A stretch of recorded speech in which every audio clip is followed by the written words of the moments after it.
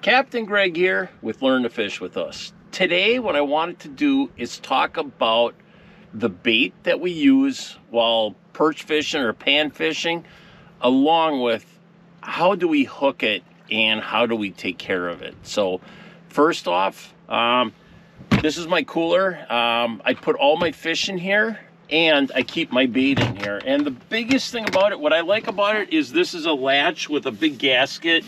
This is a solid cooler. So when I go out fishing for the whole day and throw my catch in here, it is going to stay cold, which is very important to keeping fresh panfish. So of course in here I got my big blocks of ice, so I got 2 of them in here. I got a nice separator right here in the cooler to be able to divide the bait from the fish. That way I don't have to worry about having scum all over my container. So first bait I want to talk about is the good old night crawler.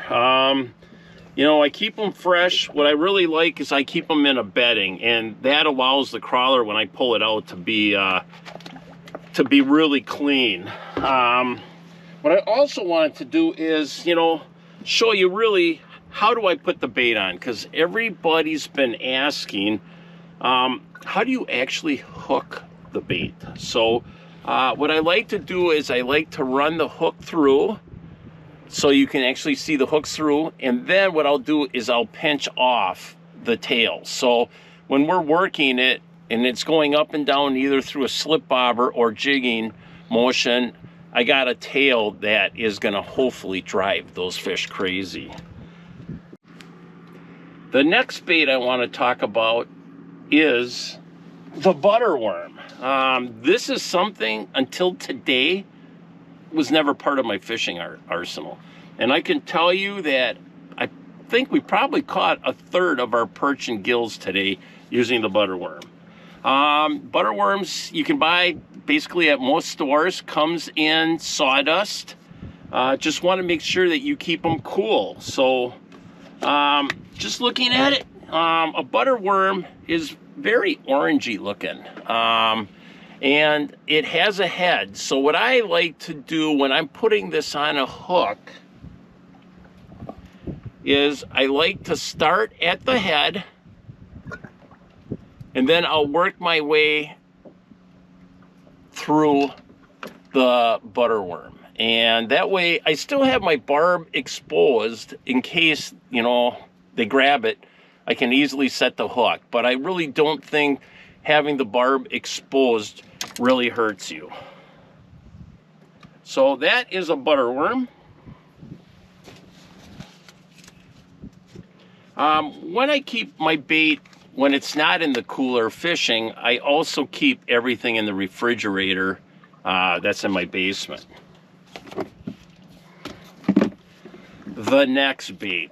I've been very fortunate that found a person that actually sells these helgamites, and he catches them really fresh and brings them. So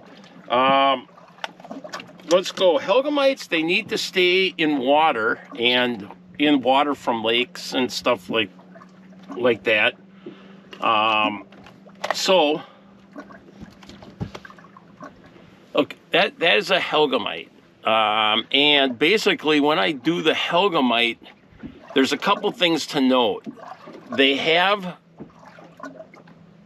little spikes on the end of their tail. So the first thing I would do when I'm getting ready to fish is what I'll do is pinch the spike off. And now what I would do is I would break this into 2 pieces. So, and believe it or not, my favorite piece is actually the head. So what I'm going to do is I'm going to run it from the body, and then what I do is go through the head, because that head will really hold it on. The reason we use helgamites, for one, you know, they're in the weeds and everything on these lakes, but the scent from a helgamite, sometimes even though the fish may not be hitting the helgamite, you're drawing fish in because of the scent from the helgamite. So, and then you got the other piece. The other piece is really no different. You're just gonna hook it through and just make sure it goes through the shelled body. What you're also going to want to make sure is there's meat that's inside the body that needs to be there. Once that you see that really the only thing that remains is the shell, you're going to want to put another piece of Helgamite on. Another bait I'd like to talk about is the red worm. The red worm, what I like is I really like using containers like this, like the butter worms and stuff like that. Those can easily, their containers fall apart, break. But by having a nice bait puck, you can keep it really easy in your cooler or your refrigerator. So I have a lot of them in here. Again, this is the same type of bedding that I had with the night crawler. And what I'm gonna do is we're gonna pull one out. And what I like to do is I like to keep the two ends really free.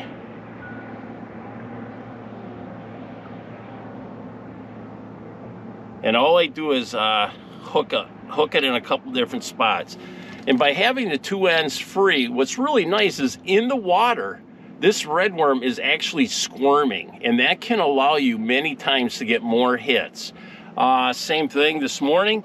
It was pretty slow, so I actually had to keep refreshing the bait. So you have this bait in there. If you haven't gotten bit in 10 minutes, I like to put a new one on, because when you put these on, actually smell them. You can actually smell the scent of the red worm, and that is just another factor that really helps you when you're pan fishing. So those are really, you know, the different baits that I like to use while pan fishing or perch fishing out here on Lake Winnebago.